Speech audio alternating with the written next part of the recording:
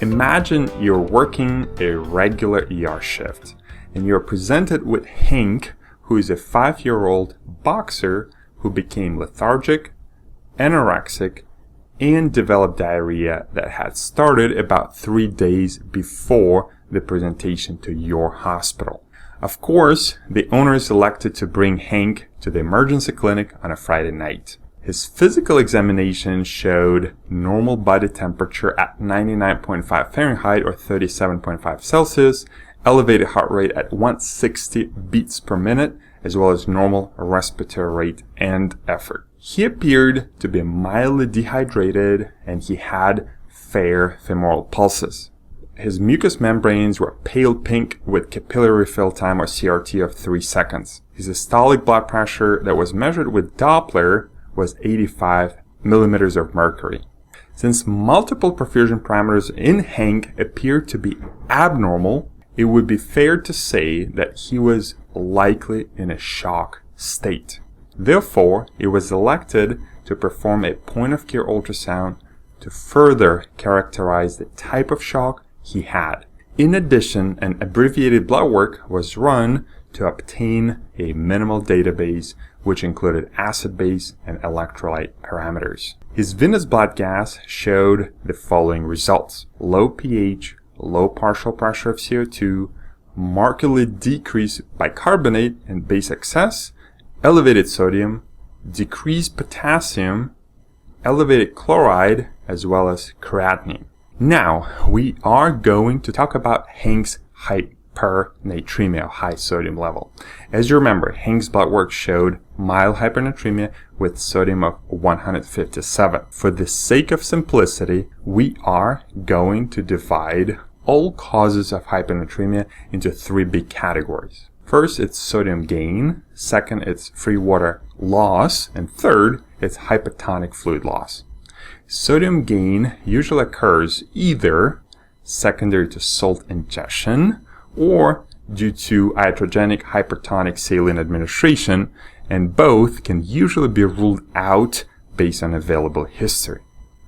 Free water loss, in other words, a loss of body fluids with minimal to no electrolytes in them, may occur due to polyuria, elevated body temperature, and increased respiratory rate, among others. Hypotonic fluid loss is the loss of body fluids that can contain some electrolytes, but their concentrations are less than in plasma. This type of loss may occur secondary to vomiting, diarrhea, and polyuria.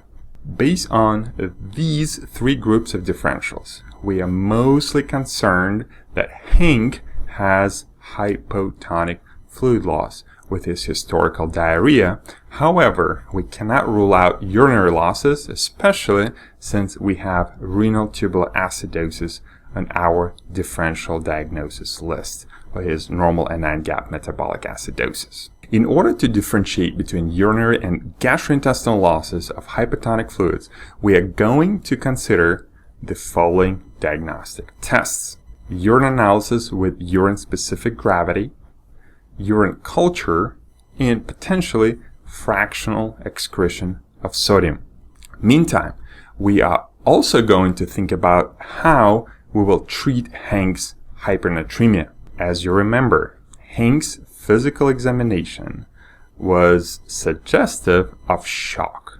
He was tachycardic, had fair femoral pulses, prolonged CRT, and low Doppler blood pressure. After performing point-of-care ultrasound of his thoracic and abdominal cavities, we suspected that Hank had hypovolemic shock characterized by hyperdynamic left ventricle and small caudal vena cava. Therefore, a fluid bolus administration was deemed appropriate. It is important to remember that in patients with sodium derangements, a clinician must avoid rapid changes of plasma sodium concentration that can be caused by rapid fluid administration due to high risks of either cerebral edema or osmotic demyelination syndrome development depending on the direction of the change. Therefore, The rule of thumb is to use a solution with sodium concentration similar to the patient's plasma sodium when a rapid fluid administration is anticipated. Since Hank's plasma sodium is only 157, we are going to give him a normal saline, or NaCl 0.9% bolus that contains 154 milligrams per liter of sodium, which is similar to Hank's plasma sodium, and it should be safe for him.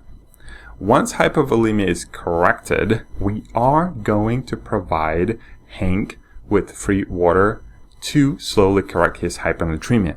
To calculate the free water deficit, we are going to use the VetMCrit calculator again. We will go to the sodium tab and find the hypernatremia / free water deficit calculation section. Here we will enter Hank's current sodium concentration, that is 157, his desired sodium concentration that we want to achieve, and we're going to shoot for about 150, which is a mid-normal value, and finally his body weight, that is 30 kilograms. As you can see, Hank's free water deficit is 840 mils, and we can replace this deficit with 60 mil per hour of dextrose 5% over 14 hours. Dextrose 5% is an excellent source of free water since the dextrose will be metabolized by the liver within minutes after it is given intravenously. And the only substance that is left will be free water.